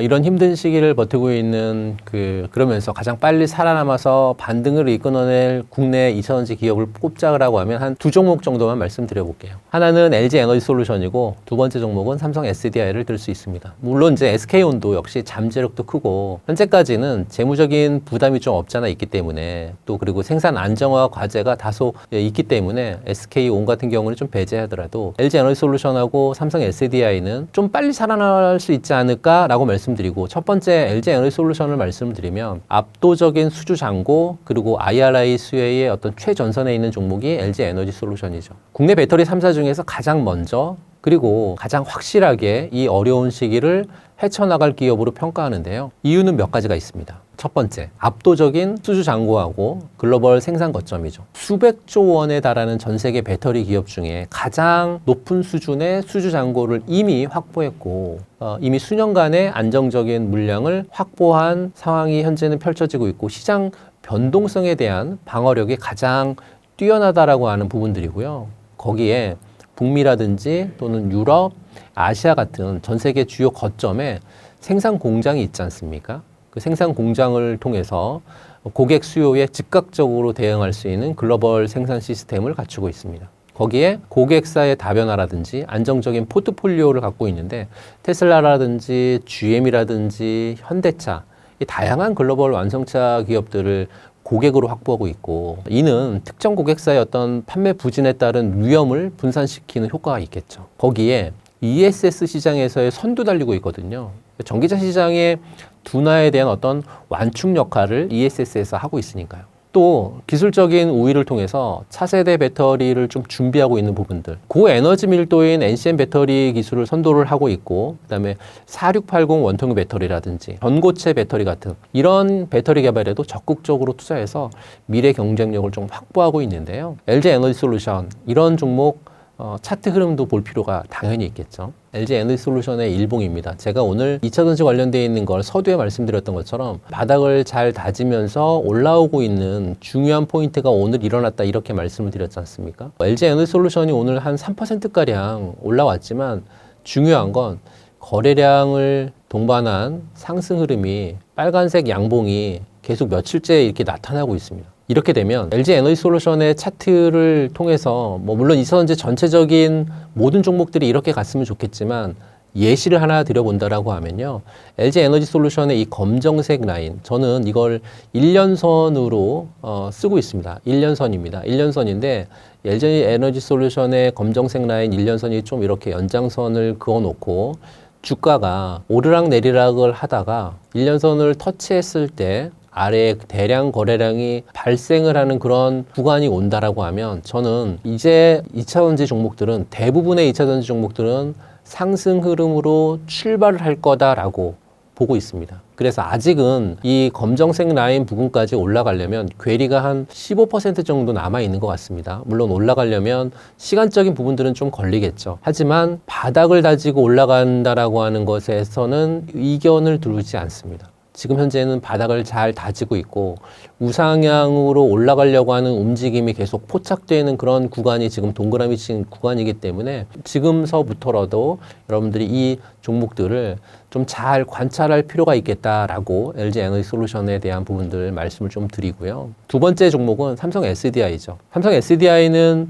LG 에너지솔루션과 비교했었을 때 어떤 공격적인 외형 성장은 좀 덜합니다. 다만 수익성 중심의 보수적인 경영 전략 그리고 독보적인 기술력을 가지고 현재 견고하게 버텨내고 있는 그런 기업이다, 이렇게 보시면 될 것 같고요. SDI의 강점은 고수익성 중심의 포트폴리오인데요. 프리미엄 전기차라든지 또 ESS 시장에 집중하면서 고수익성 제품군의 어떤 강점을 갖고 있는 그런 기업입니다. 특히 BMW라든지 아우디 같은 프리미엄 완성차 고객사를 확보하고 있고, 중국 쪽에서의 가격 경쟁의 영향을 상대적으로 좀 덜 받고 있는 그런 강점이 있고요. 배터리 측면에 있어서 삼성이 젠5라고 하는 일명 P5 배터리에 대한 높은 에너지 밀도라든지 긴 수명을 좀 자랑을 하는데, 그래서 시장에서 뛰어난 성능을 좀 인정받고 있거든요. 현재 시장에서 요구하고 있는 고성능이라든지 고품질이라든지 이런 키워드에 가장 잘 부합하고 있는 회사가 저는 삼성 SDI다라는 말씀을 드리고, 안정적인 재무 구조도 굉장히 강점이거든요. 배터리 셀 3사 중에서 가장 견고한 재무 구조를 가지고 있어서 투자라든지 또는 운영에 있어서 안정성이 굉장히 높습니다. 불확실한 시장에서 안정성, 그러니까 재무에 대한 안정성이 굉장히 높다라고 하는 이런 건 기업의 생존력을 높이는 굉장히 중요한 요소지 않습니까? 그러면 삼성 SDI도 차트를 한번 보여드리면서 설명을 드려보겠습니다. 앞서 LG 에너지 솔루션을 보셨던 차트와는 사뭇 다르게 삼성 SDI의 일봉 차트인데요. 물론 이제 삼성 SDI는 바닥권을 지금 다지는 횡보 작업이 옆으로 좀 벌어지고 있는 그런 구간으로 좀 보고 있고요. LG 에너지 솔루션은 그래도 약간 기울기를 가지면서 우상향하려고 하는 흐름이 보였다라고 하면 삼성 SDI는 여전히 옆으로 횡보하는 그런 그림이 나와주고 있고요. 물론 최근 들어서 일봉에서 장대 양봉의 캔들이 나와줄 때 거래량은 그래도 조금씩 튀려고 하는 움직임이 보이지만 아직까지는 이전 3월 달에 나왔었던 대량 거래량이 발생하는 이런 대량 거래량이 발생하지 않았기 때문에 바닥권에서 뭐 탈출하려고 하는 움직임은 아직까지는 없어 보이는 그런 종목입니다. 하지만 앞서 말씀드렸던 몇 가지 장점이 있기 때문에 충분히 옆에서 횡보를 한 이후에 수요 측면이 개선되고 업황이 좋아지는 국면이 온다라고 하면 삼성 SDI도 분명 저는 출발해서 우상향 곡선을 그릴 거다라는 말씀을 드리고 싶고요. 또 1년선 같은 경우에 지금 괴리가 굉장히 크게 벌어져 있습니다. 여기 괴리가 한 40% 정도의 그런 큰 괴리가 있기 때문에 이걸 좀 메꿔야 그래야 제대로 출발할 수 있는 출발점이 나온다라고 말씀드리고 싶어서요. 2차전지 관련돼 있는 종목 중에 그래도 조금 빨리 갈 수 있는 삼성 SDI, LG 에너지 솔루션 이런 종목들은 셀단에 있어서 빨리 간다라고 하면 그 아랫단에 있는 소재, 장비 같은 이런 종목들도 같이 움직일 수 있지 않을까라는 말씀을 좀 드리고요. 현재 2차전지 시장의 혼란은 잠깐 과거에 호황을 누렸던 시기가 끝나고 기업들의 진정한 체력이라든지 경쟁력이 시험받는 그런 시기다라고 말씀드리고 싶습니다. 이 시기를 가장 먼저 벗어나서 살아남는 기업은 결국 탄탄한 고객을 기반으로 한 다양한 수주 물량을 확보해서 매출의 변동성을 줄이고 또 IRA 같은 외부 정책의 수혜를 최대한 활용할 수 있다. 그러면서 안정적인 재무 구조를 통해서 차세대 기술 개발에 꾸준한 투자할 수 있는 그런 기업이 될 것으로 판단을 하고 있습니다. 그렇기 때문에 이 두 선두 기업이 어려운 시장 상황 속에서도 선별적인 회복세를 보이면서 시장을 주도해 나가는 올 한 해가 되지 않을까라고 예상을 한번 해봅니다. 이재명 정부는 어떤 정책으로 국내 주가를 부양할 계획인가요? 제가 그 소식을 하나 보여드릴게요. 이재명 정부하고 코스피 5천 시대라고 하는 소식이 많이 여러분들이 접하셨을 겁니다. 과연 코스피가 5천이 갈까? 이재명 정부가 코스피 5천 시대를 열기 위해서 제시한 정책들은 크게 우리나라 자본시장의 매력을 높이고요. 또 기업 가치를 제대로 평가받게 하면서 미래 성장 동력을 키운다라고 하는 요 초점에 맞춰져 있는 거거든요. 그러면 주가 상승의 가장 핵심적인 부분은 현재로서는 몇 가지가 있는데 첫 번째는 바로 주주 환원 정책이죠. 이 주주 환원 정책 같은 경우에 배당 확대라든지 또는 자사주 매입을 해서 자사주를 소각하는 걸 의무화한다. 이쪽을 좀 유도하고 있는 것 같아요. 그래서 기업 이익의 일정 부분을 의무적으로 배당을 하거나 또는 자사주를 매입한 다음에 자사주를 소각하도록 유도하는 정책이 제시가 될 수 있거든요. 현재 시행 중인 기업 밸류업 프로그램 굉장히 좀 미지하거든요. 이걸 좀 보완을 해서 배당 성향이라든지 또는 배당 수익률이 현저히 낮은 기업들에 대한 인센티브 또는 디스인센티브를 강화할 수 있죠. 이렇게 되면 기업들의 현금이 사내 유보금으로 쌓이거나 또는 무분별한 어떤 신규 투자로 이어지는 것을 막고 주주들에게 환원되도록 강제하는 그런 효과를 가져올 수 있습니다. 주주 환원 공시 의무도 강화할 건데요. 기업들이 장기적인 주주 환원 계획을 구체적으로 수립하고 공시하도록 의무화해서요. 투자자들이 기업의 주주 친화 정책을 쉽게 파악하고 투자 결정에 반영할 수 있도록 그렇게 하는 제도에 대한 부분들도 있습니다. 그리고 첫 번째가 주주 환원 강화였다라고 하면 두 번째는 상법 개정이죠. 많이 들어보셨을 겁니다. 코리아 디스카운트. 고질적인 원인 중에 하나로 뽑히는 게 바로 불투명한 기업 지배 구조죠. 이 문제를 해결하기 위해서 상법 개정을 통한 주주 권익 보호 강화가 추진될 가능성이 굉장히 높고 특정 대주주의 어떤 전횡을 막고요. 또 모든 주주의 권리를 공정하게 보장함으로써 기업 가치를 높이려고 하는 그런 시도가 상법 개정이다라고 보시면 될 것 같고 현행법으로 제한적인 다중 대표 소송 제도의 어떤 적용 범위를 확대하거나 또는 소수 지분으로도요. 소송을 제기할 수 있도록 요건을 좀 완화할 거고 이렇게 되면 모회사 주주가 자회사 이사의 어떤 위법 행위에 대한 책임을 물을 수 있도록 해가지고 대기업 집단의 불투명한 내부 거래 등을 견제하는 그런 효과가 있을 것으로 판단하고 있습니다. 주가 상승의 핵심 세 번째는 미래 핵심 산업 섹터에 대한 집중적인 투자라든지 육성 이런 부분들인데요. 단순하게 어떤 제도 개선을 넘어서 한국 경제의 어떤 성장 동력을 확보하고 거기에 글로벌에서 좀 살아남을 수 있는, 그러니까 글로벌 경쟁력을 강화할 수 있는 미래 핵심 산업 섹터에 대한 투자, 거기에 정부 차원의 집중, 그로 인한 육성 정책 추진이라고 하는 이런 부분들인 거죠. 이렇게 되면 해당 산업에 속한 기업들의 어떤 성장을 촉진해가지고요, 주가 상승을 견인할 수 있겠죠. 이런 정책들이 종합적으로 추진이 된다라고 하면 한국 기업들의 지배구조 개선이라든지 또는 주주 환원 확대는 물론이고 미래 성장 동력 확보가 실적 개선으로 이어지기 때문에 코스피 5천 시대를 향한 발판을 마련할 수 있을 것이다, 이렇게 판단합니다. 물론 정책의 구체적인 내용과 추진 강도라든지 거기에 대내외 경제 환경 변화에 따른 효과도 달라질 수 있을 것으로 생각을 하기 때문에요. 계속해서 이런 부분들의 종합적인 부분들을 체크를 하셔야 그래야 코스피 5천 시대의 발판을 마련할 수 있는데, 감사하게도 오늘 6월 20일 코스피 3천을 넘었습니다. 3천을 넘어서 저는 4천을 넘고 방금 말씀드렸던 5천 시대에 분명 왔으면 좋겠다, 이런 바람을 가져봅니다.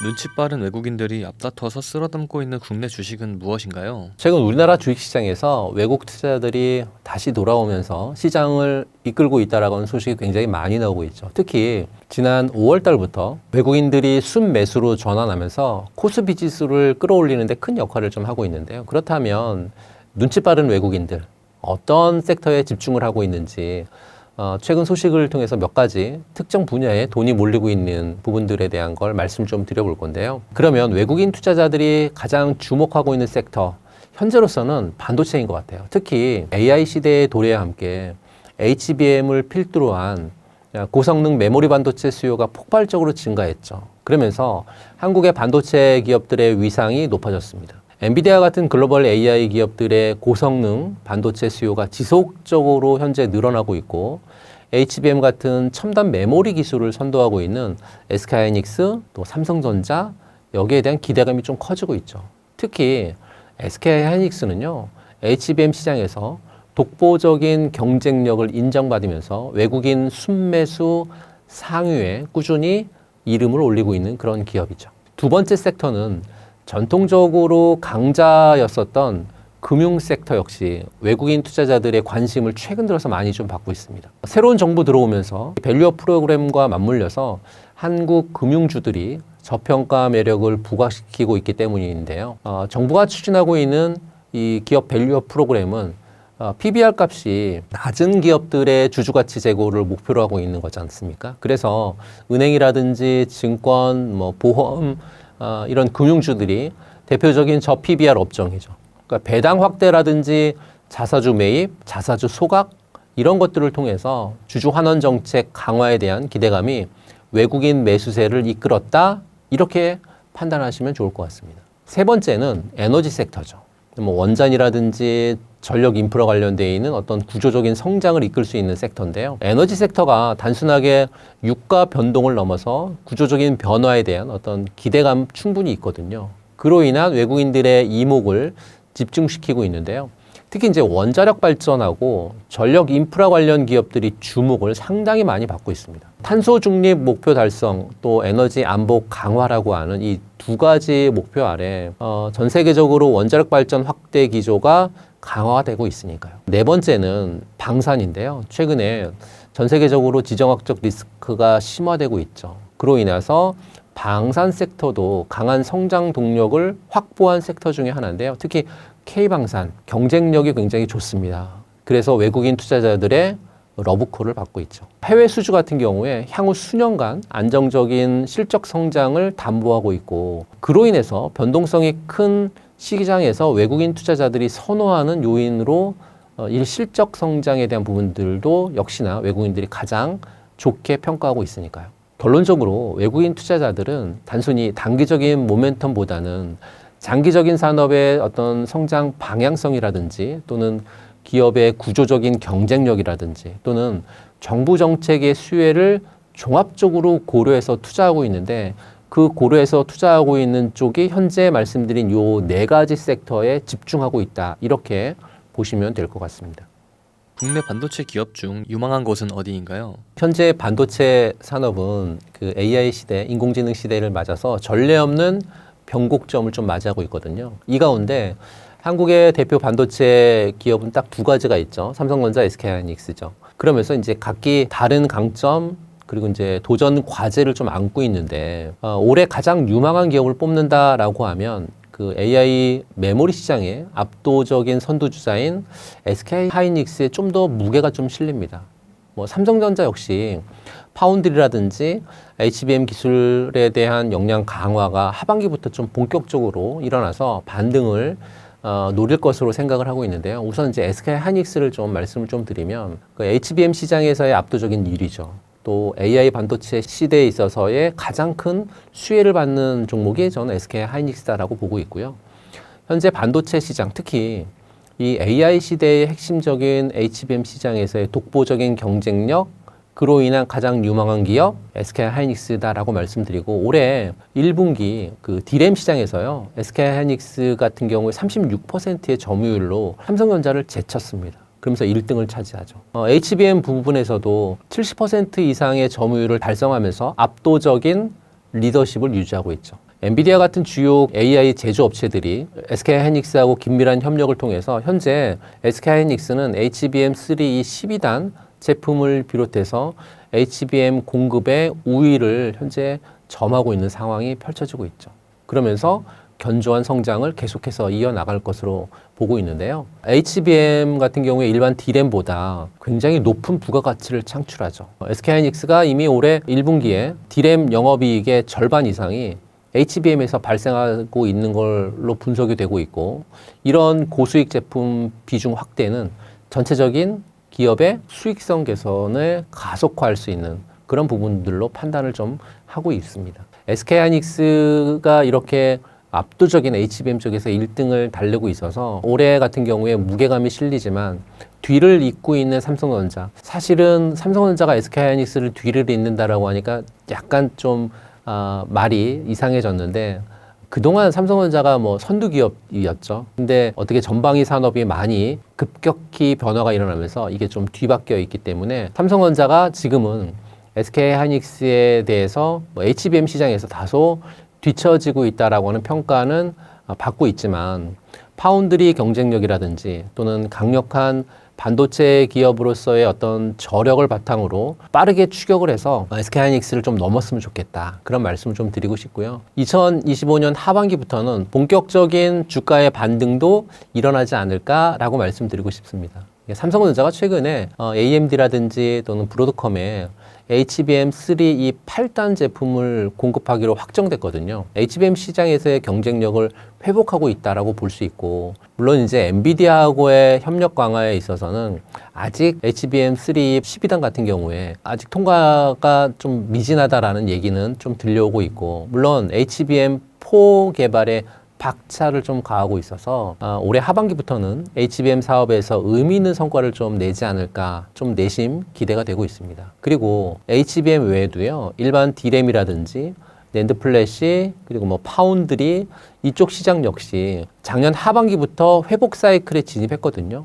그리고 올해 들어서 뚜렷한 반등이 좀 예상이 되고 있기 때문에 삼성전자가 이 분야에서 압도적인 생산 능력이라든지 또는 시장 점유율을 갖고 있거든요. 전체적인 메모리 시장 회복의 어떤 최대 수혜를 입을 것은 분명하지만 지금 당장은 HBM 쪽에서의 한 발 늦어진 그런 사태 때문에 SK하이닉스 밑단에 있지만 언젠가는 뒤바뀌지 않을까 그렇게 말씀을 드리면서 SK하이닉스와 삼성전자에 대한 말씀을 드렸습니다.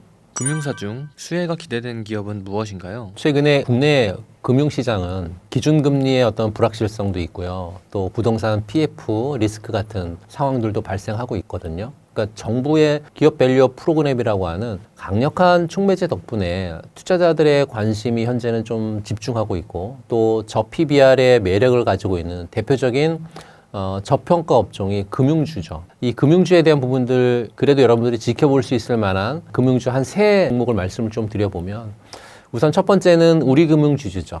우리금융지주 같은 경우에 몇 가지 특징적인 부분들이 있습니다. 비과세 배당을 추진한다는 얘기죠. 굉장히 큰 거거든요. 내년부터 비과세 배당을 추진할 그런 예정에 있고, 배당 소득에 대한 세금 부과를 줄여서 주주들의 어떤 실질 배당 수익률을 극대화하는 혁신적인 그런 시도를 하고 있는 게 현재 우리금융지주다, 이렇게 말씀드리고 싶고, 총 주주 환원율을 좀 상향시키고 있는 것도 좋은 실례인데요. 뿐만 아니라 올해부터 총 주주 환원율을 40% 이상을 목표로 하고 있습니다. 이를 초과할 경우에 현금 배당이라든지 또는 자사주 매입, 그리고 이제 자사주 소각을 확대하겠다라고 하는 구체적인 계획을 제시했죠. 이를 보면 주주가치 제고에 대한 경영진의 어떤 확고한 의지를 보여주는 그런 대목이다라고 말씀드리고 싶고, 두 번째는 KB금융지주죠. 국내 금융권 시장의 리더죠.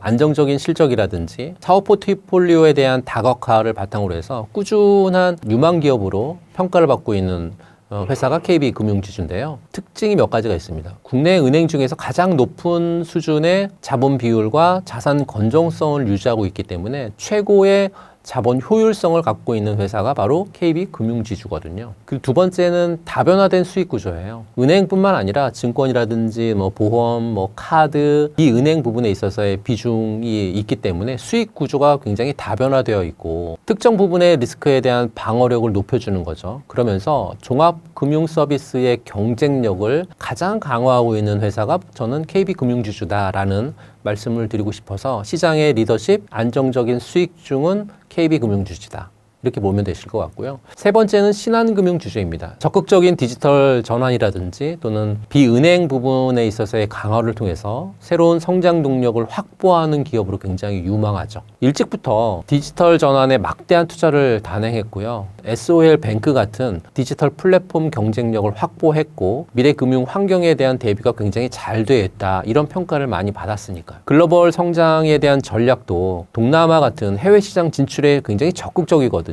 그러면서 국내 시장의 한계를 넘어서 글로벌 성장 잠재력도 갖고 있는 회사가 저는 신한금융지주다라고 이렇게 보고 있어서 이 세 가지 회사, 우리금융지주, KB금융지주, 신한지주 같은 이런 회사, 세 회사 정도를 여러분들에게 간략하게 설명을 좀 드렸습니다. 지속적인 상승을 보이는 지주회사 중 눈여겨볼 것은 무엇인가요? SK 같은 경우에는 AI라든지 또는 반도체, 그린 에너지 같은 미래 핵심 산업의 포트폴리오 전환이라든지 최적화를 통해서 기업 가치를 높이고 있거든요. 우선 SK 하이닉스의 AI 반도체 HBM이 시장을 선도하고 있고, SK텔레콤 최근 들어서 사태는 터졌지만 AI 피라미드 전략을 내세우고 있고, 또 SK 바이오팜을 통해서 바이오 사업 확장을 하고 있어서 그룹의 핵심 성장 동력이 모두 SK를 통해서 발현이 되고 있습니다. 지주사가 직접 투자하는 첨단 소재라든지 또는 차세대 배터리 또는 데이터 센터 같은 여기도 미래 성장 동력으로 작용할 것으로 좀 보고 있어서요. 최근에 SK가 지속적으로 비핵심 자산을 매각하고 있거든요. 그러면서 AI 같은 미래 핵심 기술에 재투자하는 포트폴리오의 어떤 리밸런싱을 가속화하고 있죠. 굉장히 좋은 흐름으로 전개가 되고 있고, 거기에 주주 환원 정책을 강화하는 그런 기업 밸류 프로그램을 굉장히 잘 맞춰나가고 있는 그런 기업 중에 하나다라고 말씀드리고 싶고요. 적극적인 자사주 소각이나 배당에 대한 확대 가능성을 현재 기업 밸류 프로그램을 통해서 할 가능성이 굉장히 높은 기업 중에 하나가 저는 SK다, 이렇게 말씀드리고 싶고, 두 번째는 LG그룹의 지주회사인 LG죠. 기존의 핵심 사업의 안정적인 수익성이라든지 더불어 신성장 동력 발굴을 통한 포트폴리오 시너지가 굉장히 돋보인다라고 말씀드리는데요. 견조한 자회사의 포트폴리오를 보게 되면 LG전자는 가전에서는 1등이죠. LG화학이나 또 LG에너지솔루션은 2차전지라든지 배터리 쪽에서는 1등이지 않습니까? 또 LG U+는 통신 분야에서 견고한 위치를 확보하고 있는 자회사를 거느리고 있기 때문에 이런 자회사들이 안정적인 실적을 바탕으로 해서 지주회사의 가치를 지탱하고 있죠. 세 번째는 한화그룹의 지주사인 한화입니다. 방산 부분의 폭발적인 성장, 또 친환경 에너지 사업에 있어서의 어떤 성공적인 전환, 명확한 스토리를 갖고 있죠. 한화 에어로스페이스라든지 한화 시스템 같은 자회사들을 통해서 K방산 수출을 주도하고 있고, 글로벌 지정학적 리스크 심화로 인해서 국방비 증액 추세의 어떤 직접적인 수혜를 받고 있는 K방산 수출의 최대 수혜주니까요. 또 사업 구조 재편이라든지 어떤 효율화에 있어서 최근에 이제 하나오션 인수를 통해서 해양 방산 분야를 강화하고 또 그룹의 핵심 역량을 집중하고 그로 인한 비효율적인 사업을 정리하고 있어서요. 사업 구조 재편을 적극적으로 추진하고 있는 그런 회사이니까요. 이처럼 위에 언급된 그 지주회사들, 단순히 자회사들의 어떤 실적 합산 이상의 가치를 창출하고 있고 각기 다른 방식으로 기업 밸류업을 실현하고 있거든요. 이러한 노력들이 지속이 된다라고 하면 이들 지주회사들은 홀딩스 디스카운트 해소와 주가 상승 모멘텀 같이 이어갈 것으로 전 전망하고 있습니다. 여러 가지 변수로 인해 투자에 어려움을 겪는 분들께 한마디 부탁드립니다. 최근에 지정학적 이슈라든지 또 글로벌 경기 침체에 대한 우려 같은 예측하기 어려운 다양한 변수들로 인해서 투자하시는 분들이 많은 어려움이라든지 불안감을 느끼고 계실 건데요. 시장은 본질적으로 이처럼 예측 불가능한 어떤 외부 요인에 굉장히 민감하게 반응을 합니다. 특히 이런 불확실성이 증폭되는 그런 시기에는 단기적인 변동성에 일희일비하기 쉽다는 점 누구보다 저 잘 이해하고 있습니다. 하지만 시장의 역사는 결국 위기를 극복하고 새로운 기회를 창출해내는 과정의 연속인 것 같아요. 지금의 이 단기적인 어려움, 단기적인 시장의 노이즈, 이건 단기 가능성이 굉장히 높을 수 있고요. 오히려 더 큰 성장을 위한 체질 개선의 과정일 수 있습니다. 중요한 건 이런 단기적인 흔들림에 휘둘리지 않고 본질적인 기업 가치라든지 장기적인 성장 동력을 찾아서 투자하는 어떤 여러분들의 해안이 필요하다 이렇게 말씀드리고 싶고요. 이런 시기일수록 옥석 가리기를 통한 우량 자산에 대한 선별적인 투자가 필요하고 그리고 철저한 분산 투자를 통해서 리스크를 관리하는 거 굉장히 중요하다라고 말씀드립니다. 단순히 가격 하락에만 주목하시기보다는 기업의 본질적인 펀더멘탈과 미래 성장 가능성을 깊이 있게 분석하고 인내심을 가지고 기다리는 시간이 좀 필요한 거죠. 지금의 혼란은 더 나은 미래를 위한 준비 과정일 수 있습니다. 인내심을 가지고 장기적인 관점에서 시장의 흐름과 기업의 가치를 신뢰하신다라고 하면 저는 반드시 좋은 결실을 맺을 수 있을 거다라고 확신하고요. 여러분들을 건승을 기원합니다. 마지막으로 제가 7월 9일 경제원탑에서의 특강이 있습니다. 7월 9일 수요일 저녁 8시부터 아마 한 3시간에서 4시간가량 되는 특강을 통해서 여러분들이 주식의 어떤 인사이트가 되는 그런 시간이 됐었으면 좋겠고 많은 걸 준비할 겁니다. 많은 걸 준비한 다음에 여러분들에게 무료로 강의를 해드릴 예정이 있습니다. 이 강의를 통해서 많은 걸 가져가셨으면 좋겠고 그 많은 걸 가져가신 여러분들의 좋은 결실 맺을 수 있을 걸 전 확신하기 때문에 들어오셔서 저희와 함께 성공 투자하시는 여러분들 되셨으면 좋겠습니다. 지금까지 들어주셔서 대단히 감사합니다.